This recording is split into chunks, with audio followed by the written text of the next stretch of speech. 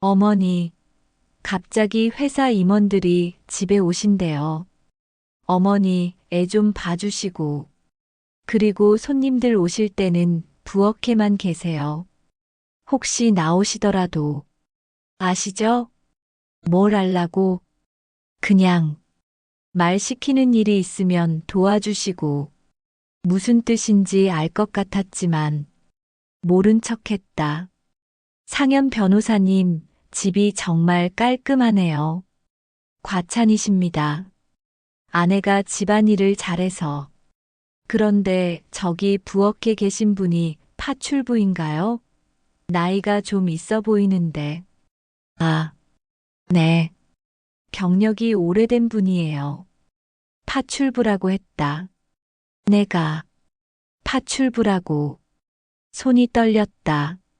차라리 소리라도 지를까 했지만 상현이 일에 방해가 될까봐 참았다. 안녕하세요. 인생 미담입니다. 오늘 이야기는 생선가게 하며 혼자서 자식 둘을 키운 부산 할머니가 서울 아들 집에 가서 며느리로부터 파출부 대접을 받게 되는 사연입니다. 영상 시작 전 구독과 좋아요 부탁드려요. 영상 제작에 큰 힘이 됩니다. 나는 평생 바다와 함께 살았다. 광안리에서 생선가게를 하며 자식 둘 키워냈다. 손톱 밑에 생선 비늘이 박히고 새벽 4시면 자갈치 시장으로 달려가는 게 일상이었지. 아들 상현이는 서울대 법대 보내고 변호사로 만들었고, 딸 미정이는 대학은커녕 고등학교 졸업하자마자 일터로 내몰았다. 그게 늘 마음에 걸린다. 하지만 어미 마음이란 게 원래 그렇다. 큰 놈 잘 되라는 게. 근데 혹시 내가 틀렸을까? 돈이 다가 아니라는 걸 나는 너무 늦게 깨달았을까? 이 이야기는 150억이라는 돈 때문에 벌어진 우리 가족의 이야기다. 아니, 정확히는 돈 때문에 무너졌다가 다시 서게 된 이야기지. 고등어 한 마리에 1,000원. 전갱이 싸게 가져가세요. 새벽 4시 자갈치 시장. 내 하루는 여기서 시작된다. 40년을 이렇게 살았다. 손은 거칠어졌고 허리는 꼬부라졌지만 자식들 뒷바라지 하려면 이렇게라도 해야 했다. 엄마, 나 상현이야. 이번에 대기업 송무 담당하게 됐어. 큰 건이야. 성공하면 파트너 승진도 가능하고. 그래, 아들아. 몸 챙기고 해라. 엄마가 미역국 끓여서 보낼까? 아, 엄마. 지수가 다 해줘. 엄마는 쉬셔. 나중에 전화할게. 늘 이렇다. 바쁘다는 핑계로 대화는 항상 짧다. 며느리 지수는 좋은 집 딸이라고 하더라. 대학 교수 딸이고 영어도 잘하고. 그런데 이상하게 내가 전화하면 상현이 목소리가 어색해진다. 왜 그럴까? 어머니, 오늘도 일찍 나오셨네요. 제가 좀 도와드릴게요. 아이고, 철수야. 내가 뭘 도와. 너도 공장에서 일해야 하는데. 괜찮아요. 오늘 오후 출근이거든요. 이 무거운 거 어떻게 어머니 혼자 들어요? 철수는 둘째 미정이 남편이다. 가진 건 없어도 성실하고 무엇보다 나를 친어머니처럼 모신다. 저 집 사위 봐. 새벽부터 와서 장모님 도와주네. 맞아. 사위가 아들보다 낫다더라. 서울 간 아들은 언제 내려오나? 나는 속으로 웃음을 지었다. 맞다. 사위가 아들보다 낫다. 그런데 이렇게 말하면 상현이에게 미안할까? 엄마, 어젯밤에 또 안 주무셨죠? 눈밑이 까맣게 됐어요. 괜찮다. 엄마가 몇 살인데. 이 정도야 뭐. 엄마, 오빠한테 연락해 볼까요? 조금이라도 도움을. 안 된다. 상현이는 바쁘다고 했잖아. 우리끼리 충분히 잘 살 수 있어. 하지만 사실은 두려웠다. 상현이에게 도움을 청했다가 거절당할까봐. 차라리 기대하지 않는 게 낫다고 생각했지. 그런데 큰 맘 먹고 서울에 올라갔다. 3년 만이었다. 큰 가방 가득 반찬이랑 싱싱한 생선을 챙겨서 상현이가 좋아하던 갈치조림 재료도 빼먹지 않고. 어머니, 갑자기 왜? 미리 연락 좀 하시죠. 미안하다, 지수야. 상현이 좋아하는 반찬 좀 해주고 싶어서. 어머니, 이런 건 사 먹으면 돼요. 냄새도 좀. 아이들 교육에도 안 좋고요. 냄새라고 했다. 내가 정성스럽게 준비한 음식이 냄새라고. 갈치조림 해달라고 상현이가 어릴 때부터. 어머니, 저희는 이런 거 잘 안 먹어요. 아이들이 비린내 싫어해서. 그냥 제가 처리할게요. 그날 밤 나는 화장실에서 쓰레기통을 봤다. 내가 가져온 갈치가 포장도 안 뜯은 채로 버려져 있었다. 가슴이 먹먹했다. 3년을 기다렸는데. 엄마 왔어? 언제 왔어? 아들. 엄마가 반찬 좀 해주려고. 아, 엄마. 나 너무 피곤해. 내일 얘기하자. 지수야, 엄마 방 준비됐지? 아이 방에 간이 침대 놨어요. 거기서 주무세요. 아이 방. 8살 손자 준호 방에서 간이 침대에. 뭐, 괜찮다. 손자라도 볼 수 있어서. 어머니, 갑자기 회사 임원들이 집에 오신대요. 어머니, 애 좀 봐주시고. 그리고 손님들 오실 때는 부엌에만 계세요. 혹시 나오시더라도. 아시죠? 뭘 알라고? 그냥 말 시키는 일이 있으면 도와주시고. 무슨 뜻인지 알 것 같았지만 모른 척했다. 상현 변호사님, 집이 정말 깔끔하네요. 과찬이십니다. 아내가 집안일을 잘해서. 그런데 저기 부엌에 계신 분이 파출부인가요? 나이가 좀 있어 보이는데. 아, 네. 경력이 오래된 분이에요. 파출부라고 했다. 내가 파출부라고. 손이 떨렸다. 차라리 소리라도 지를까 했지만 상현이 일에 방해가 될까봐 참았다. 아주머니, 차 좀 더 가져다 주세요. 네. 그때 준호가 뛰어왔다. 할머니, 할머니 왔어요. 이분이 우리 할머니예요. 아, 어머니셨군요. 죄송합니다. 준호야, 방에 들어가. 그 순간이 내 인생에서 가장 수치스러운 순간이었을까? 아니면 가장 슬픈 순간이었을까? 상현이는 아무 말도 하지 않았다. 그저 고개만 숙이고 있었을 뿐. 서울역에서 부산행 KTX를 탔다. 3일 있을 예정이었는데 하루 만에 도망치듯 내려왔다. 기차 안에서 울었다. 60이 넘은 나이에 사람들 앞에서 울었다. 엄마, 갑자기 왜? 오빠가 뭐라고 했어요? 아니다. 그냥 집이 그리워서. 엄마, 지금 어디세요? 우리가 마중 나갈게요. 어머니, 여기 계셨네요. 많이 힘드셨죠? 철수가 내 가방을 들고 미정이가 내 팔을 부축했다. 상현이는 3년 동안 한 번도 내 팔을 잡아준 적이 없는데. 엄마, 오빠가 뭐라고 했어요? 아니면 새언니가. 아무것도 아니다. 엄마가 너무 일찍 간 것 같아서.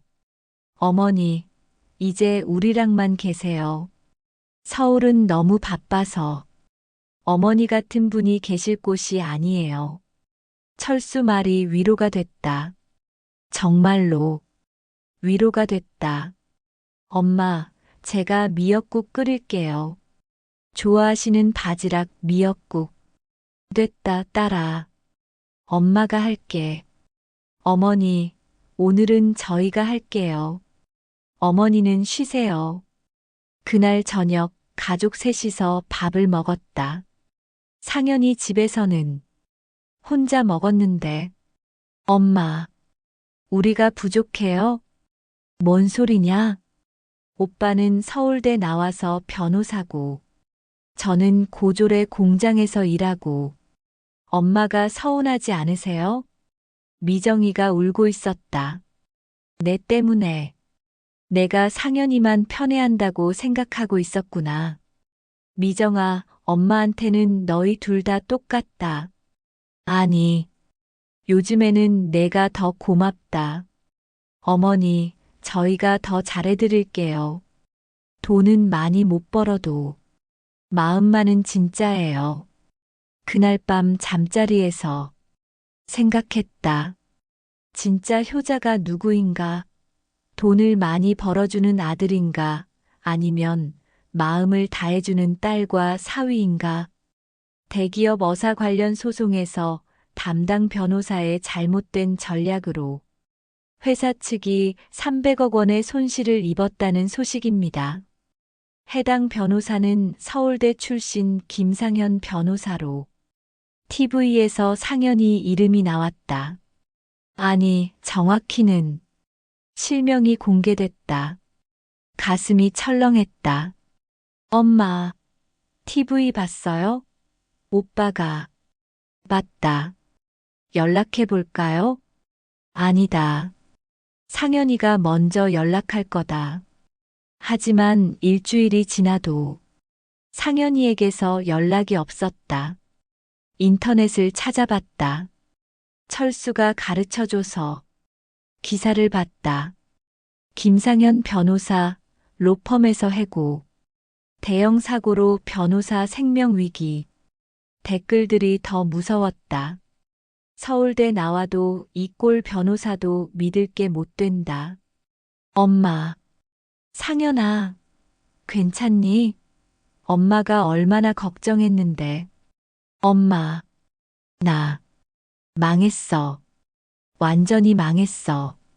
로펌에서 잘렸고 빚만 수십억이야.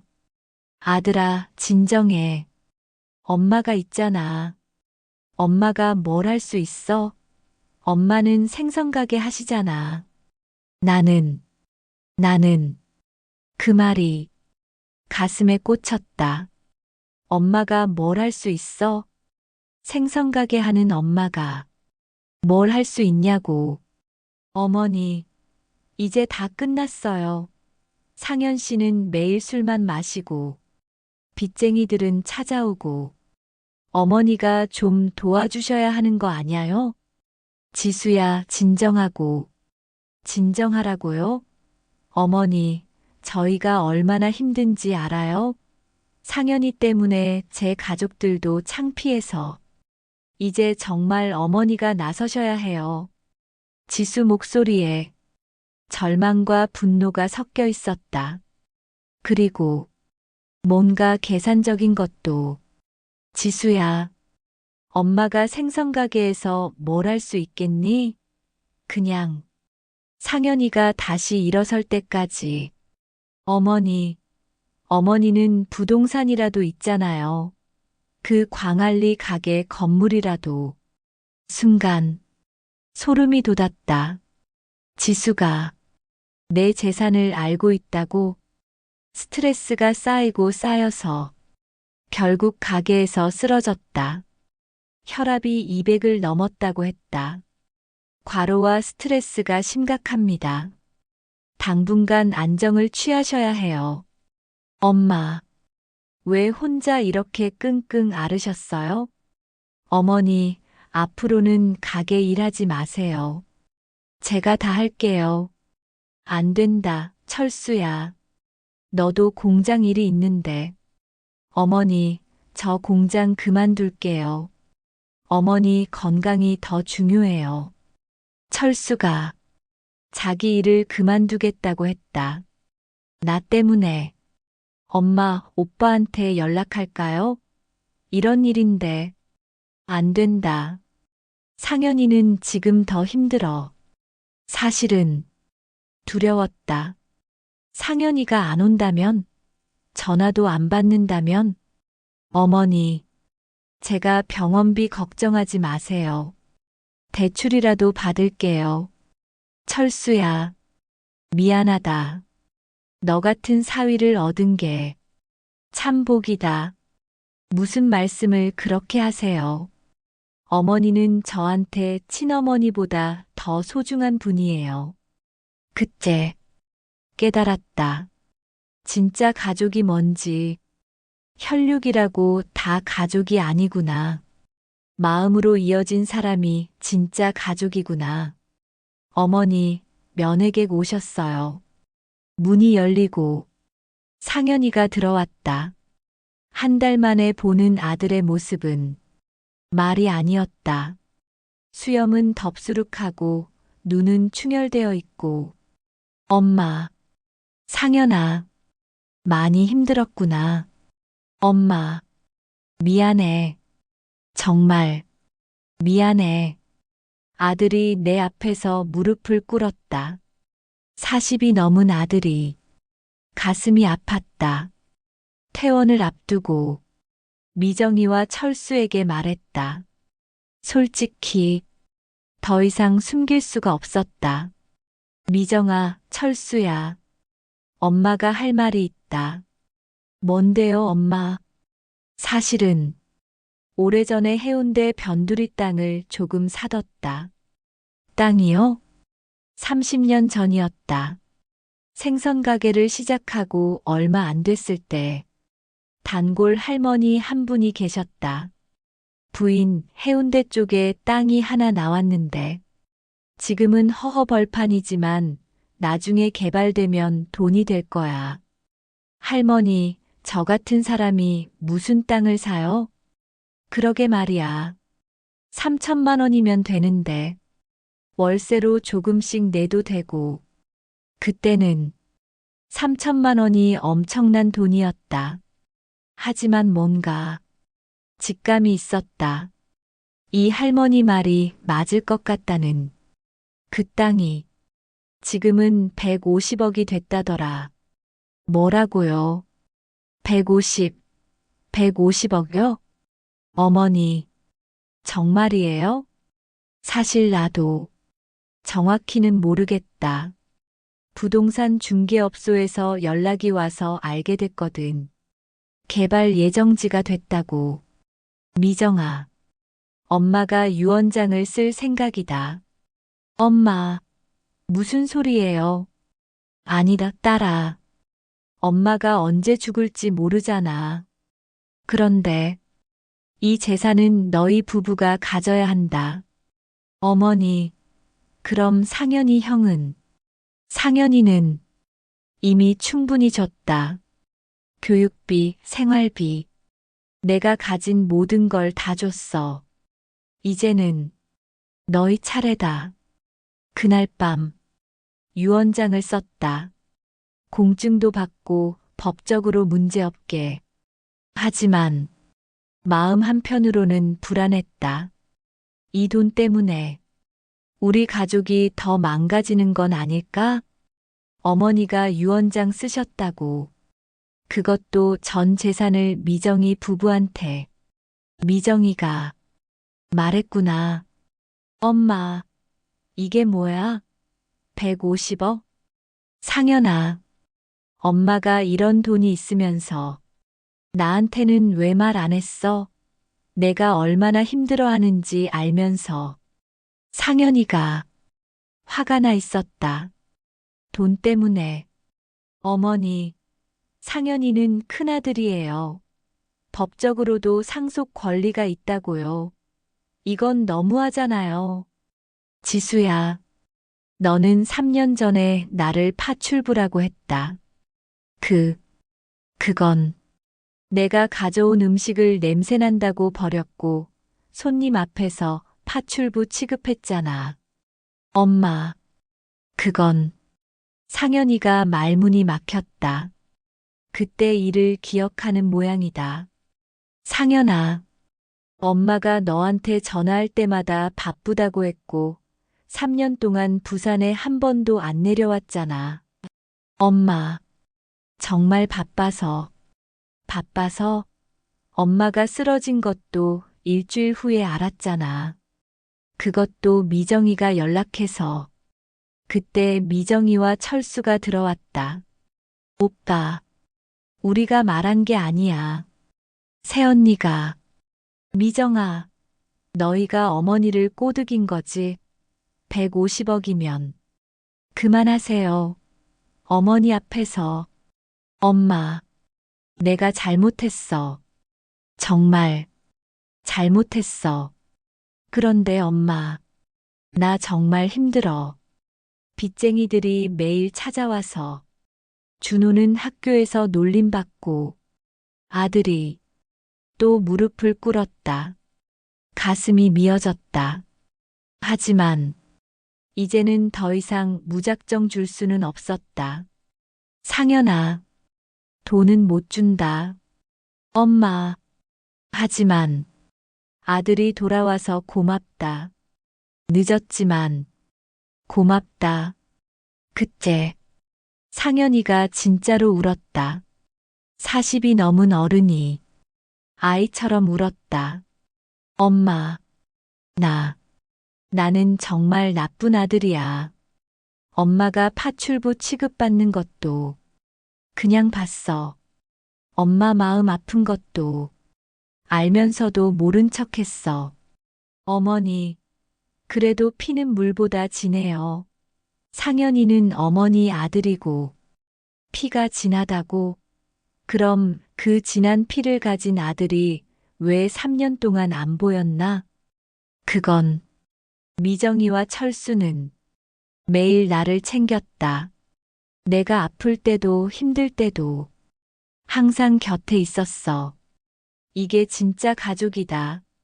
그날 상현이와 지수는 말없이 돌아갔다. 하지만 상현이 눈에서 뭔가 달라진 게 보였다. 후회와 각성이 섞인 그런 눈빛. 나는 다시 건강해졌다. 혈압도 정상으로 돌아오고 마음도 한결 가벼워졌다. 어머니, 오늘은 제가 좀 더 일찍 와서 준비할게요. 철수야, 너 새 일자리 구했다며? 거기 집중해야지. 괜찮아요. 어머니가 더 중요해요. 철수는 더 좋은 회사로 이직했다. 그런데도 여전히 나를 챙긴다. 엄마, 요즘 부동산에서 자꾸 연락 와요. 땅 팔라고. 아직은 안 팔란다. 나중에 너희가 정말 필요할 때. 그때 익숙한 목소리가 들렸다. 엄마, 상현이가 부산에 내려왔다. 6개월 만에.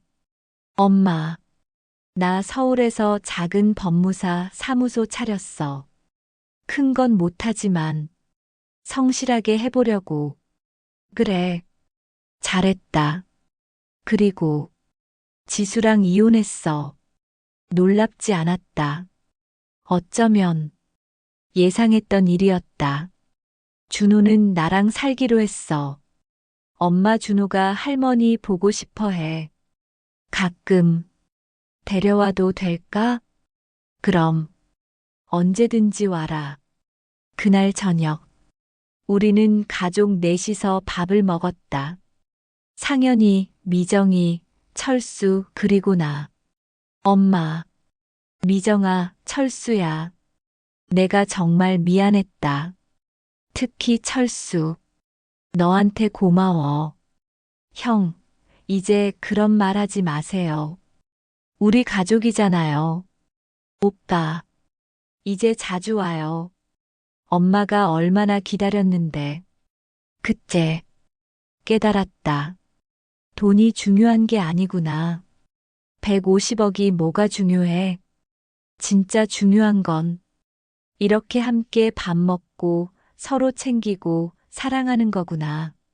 엄마, 땅 이야기 들었어. 나는 상관없어. 미정이가 가져야 해. 미정이와 철수가 엄마를 더 사랑했으니까. 오빠, 상현아, 고맙다. 그 마음만으로도 충분하다. 그날 밤 유언장을 다시 썼다. 재산은 반반씩 미정이와 상현이에게. 하지만 조건이 있다. 서로 사랑하고 나를 함께 돌보는 것. 요즘 우리 가게가 유명해졌다. 상현이가 가끔 내려와서 손님들과 이야기하고 철수가 열심히 일하고 미정이가 계산을 본다. 그리고 준호는 할머니 생선이 제일 맛있다며 자랑한다. 어머니, 참 복 받으셨어요. 자식들이 모두 효자네요. 그럼요. 내 자식들이니까. 나는 평생 생선 비린내에 절어 살았다. 손톱 밑에는 여전히 생선 비늘이 박혀 있고 새벽 4시면 일어난다. 하지만 내 자식들 곁에서 그리고 철수 같은 사위를 곁에 두고 나는 세상에서 제일 큰 부자다. 150억? 그게 뭐가 중요해. 진짜 보물은 사랑이야. 서로를 아끼고 챙기고 함께 웃을 수 있는 이 시간들이 진짜 보물이지. 엄마, 준호 데리고 왔어요. 할머니 보고 싶었어요. 어머, 우리 준호. 할머니가 갈치조림 해줄까? 네. 할머니 갈치조림이 세상에서 제일 맛있어요. 그래. 이거야. 이게 행복이야. 돈이 많아서 행복한 게 아니라 사랑하는 사람들과 함께 있어서 행복한 거야. 나는 진짜 부자다. 광안리 바다는 오늘도 파도를 친다. 내 인생처럼 때로는 거칠고 때로는 고요하게. 하지만 언제나 아름답게. 그리고 나는 이 바다 곁에서 내 가족들과 함께 살아간다. 영상 어떻게 보셨나요? 돈보다 더 중요한 건 사랑이고 지금 우리와 함께하는 가족이겠죠. 어려운 상황에도 가족을 먼저 생각하는 시간이 되었으면 합니다. 인생 미담은 더 좋은 사연으로 찾아뵙겠습니다. 구독, 좋아요, 알림 설정은 사랑입니다.